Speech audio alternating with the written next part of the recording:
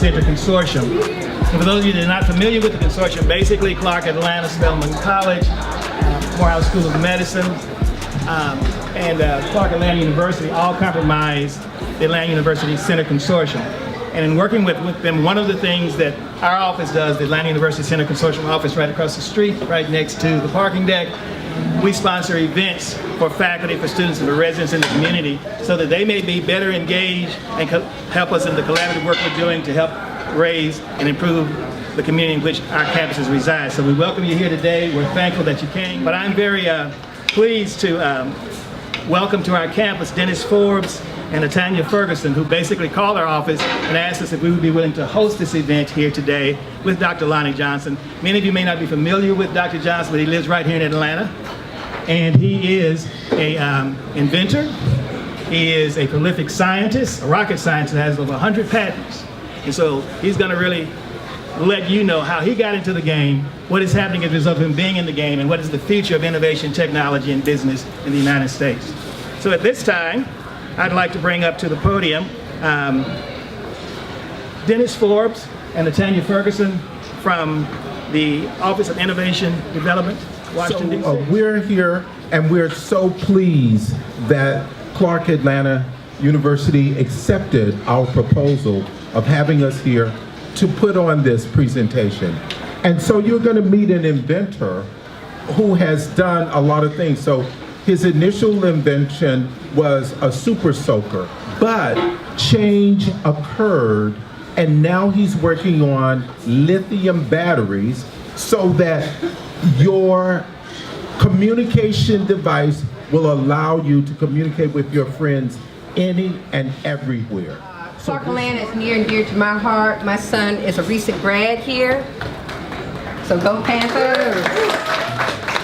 And you know, while he was here, he said he met a lot of friends interested and motivated to start their own business, whether it be in cosmetics, whether it dealing with opening a barber shop, starting your own clothing line. So what we're here to do is to make sure you understand at the USPTO, our mission is to foster innovation, and we are here to support you.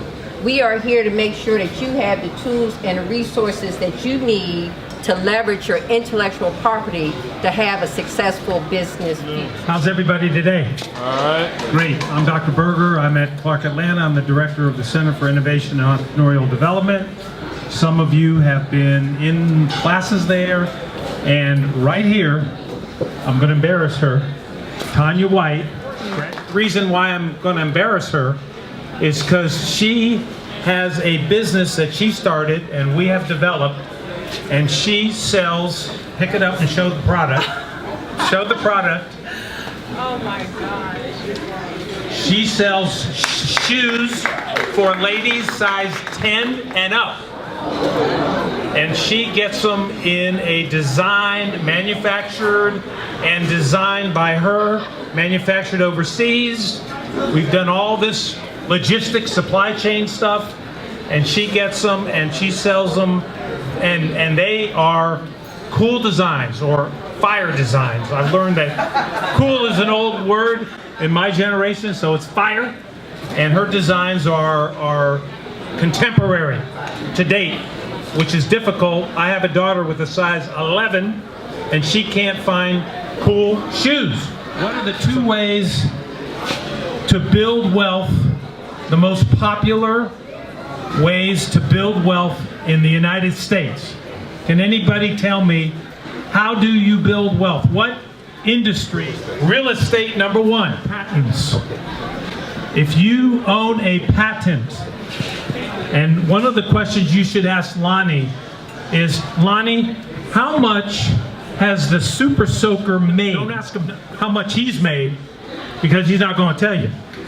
The IRS may be in the back of the room. So what you want to ask Lonnie is, how much in sales, how much sales volume, dollars, has Super Soaker sold? I'm the business manager at the Morehouse College Entrepreneurship Center. We also promote innovation, being different, taking that one thing that you think is missing and try to solve the problem. That's what innovation is. Innovation is simply solving a problem. The problem here was finding shoes that were stylish in sizes 10 and up. The solution was to design those shoes for 10 and up, and my daughter needs to talk to you. So there's problems everywhere. You see them as you go down the street. Black History is a great month to talk about innovation because a lot of the things that you use today were created by Black inventors. And our lives were made easier once again. One more time, good afternoon, everyone. Good afternoon. Oh, that's better. We got some food in our system. We're getting ready to hear an amazing presentation. Are you guys excited? Just one mission, to ensure the world has enough energy for a prosperous future. Although he has devoted his life to solving some of the world's most complex technological problems, he is best known for his widely popular invention, the Super Soaker water gun. Dr. Johnson is a prolific investor and holds more than 100 patents, and the vast majority are rich energy related. I want to start off by saying I wish I were in your situation right now. I wish I were your age in college because I think the future is going to be just phenomenal. There are a lot of opportunities, especially for entrepreneurship, and I just look forward to what's going to happen in the near future as well as the long term. And one of the things I was trying to work on, and the point that was made earlier about finding a useful problem to solve, well, the problem I was trying to address was the fact that Freon was bad for the environment. It was destroying the ozone layer. So I wanted to come up with a environmentally friendly working fluid. My next project. Well, it turned out very well. There were several false starts, so I went out to try and license the product and talked to one company after another company, one setback, one problem after another. It literally took me 7 years from the time I got the idea to the point where I found this company, Laramie, that could license the product. And this was, by now, it was 1989. For that, I decided to work on Nerf dart guns.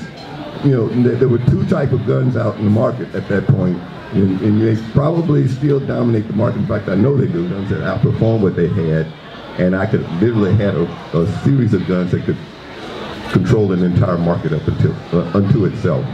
So when I presented this, they felt like, well, we don't want him to take this to some other company, so we better do a deal with him. So we did a deal, and